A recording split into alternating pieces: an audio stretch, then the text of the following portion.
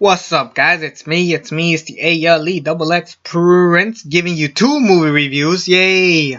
Because it's Valentine's Day, the month that, no, the day that pisses me off the most because you got all these lovely couples while people like me are saving money, living better, and just having a good ass time, enjoying themselves without spending a lot of fucking money. Yeah, that's right. First of all, let me just say that people at school went fucking crazy this year. These two friends, they both got girlfriends. They um they get a bear for their girls. One's bigger than the other, and then these two fuckers are trying to compete by buying as many bears as they can. And all I gotta say is, wow. Alright. But anyways, I decided to go watch the Lego Batman movie. Lego Batman movie, I thought it was a really good movie. First of all, spoilers ahead. Because I mean, if you haven't seen the movies, I have a non-spoiler free on the link down below where it says movie reviews, and then just click on the link for that. Yes, Lego Batman, I thought it was a really good movie. Not a great movie. I think it's one of the better animated movies we're gonna get this year, considering like there's not a lot of competition, I could say.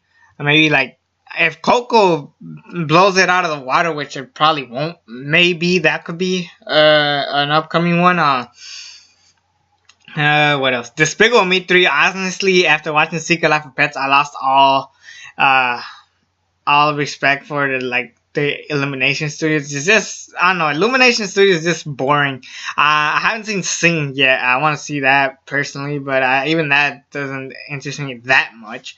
What other ones? Animated movies. Yeah, I think out of all the animated movies this year, this one excited me the most.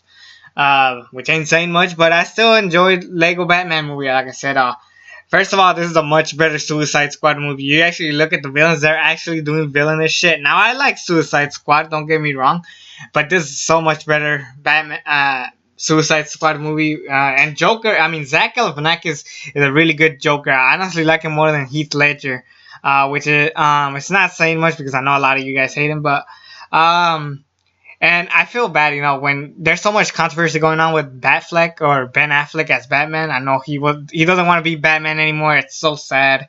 All this stuff is going on. Matt Reeves is directing, which is not a bad choice. I mean, he did Cloverfield and Dawn and War of the Planet of the Apes, one which is my favorite movie of that year. War of the Planet of the Apes. I'm excited for that. But I think I'm really just feeling that this is the only Batman we're gonna get. Will Arnett is like the best modern Batman we got, which is kind of sad. Will Arnett is a really good voice for him, even though he sucked in the Ninja Turtles. Will Arnett could definitely be a good Lego Batman voice. He was just perfect. First of all, I like how they parodied in the beginning where Batman talked. I was confused. I was tripped out. I was like, what the hell is going on? But it was part of the story.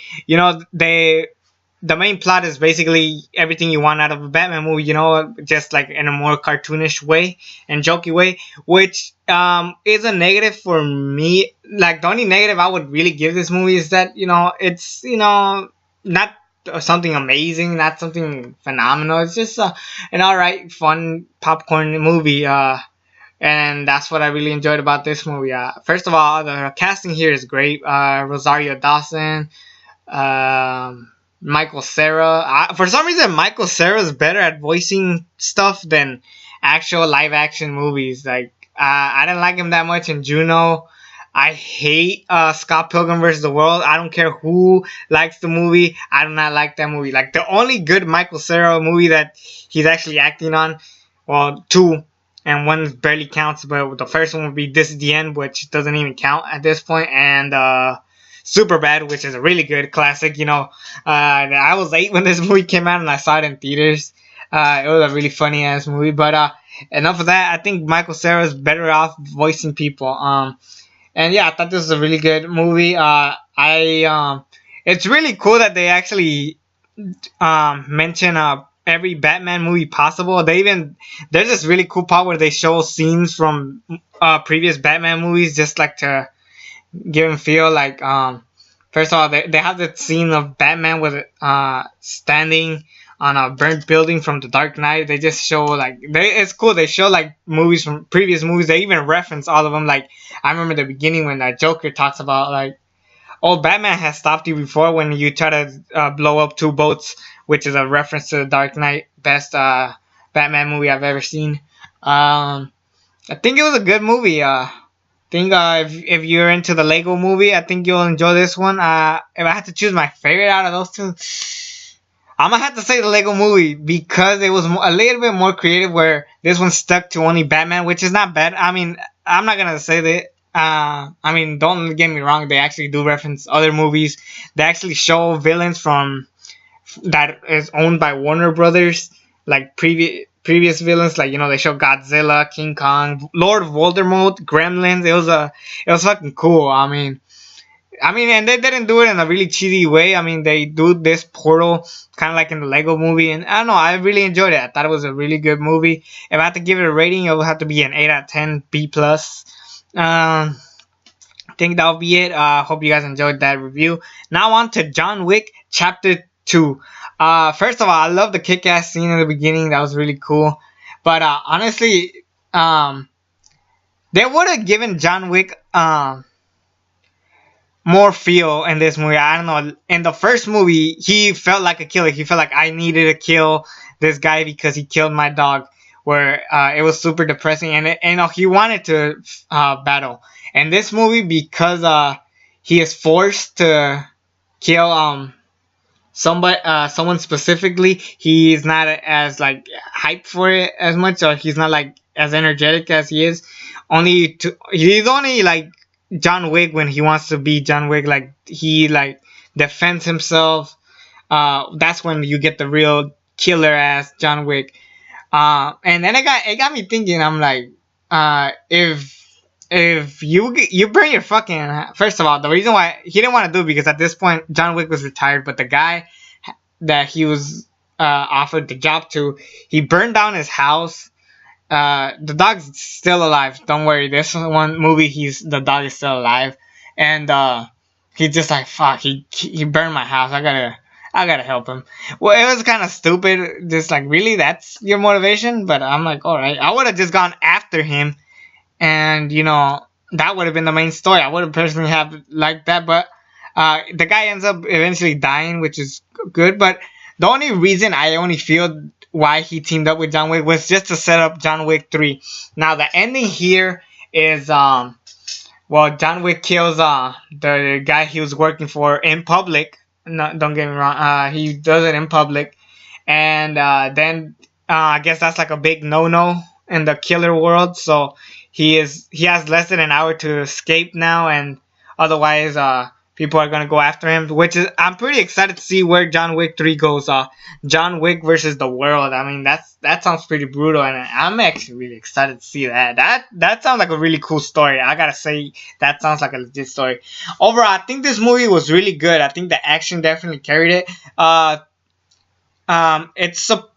It's kind of like, it's one of like the more crazier action scenes, like. Because at least the first one was slightly more realistic, not this one personally. But I still enjoy it. Common versus John Wick, that train scene was actually pretty interesting and cool.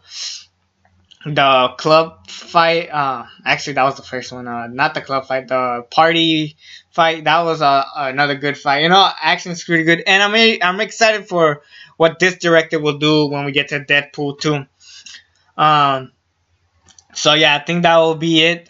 Just quick little reviews about the movies. Where do I see these movies going? First of all, Lego movies. First of all, I saw a trailer for a movie called Lego Ninjago or something like that. It's a bunch of Lego ninjas, which I'm probably gonna end up seeing. Even though I'm like whatever with it. If I miss it, okay, whatever.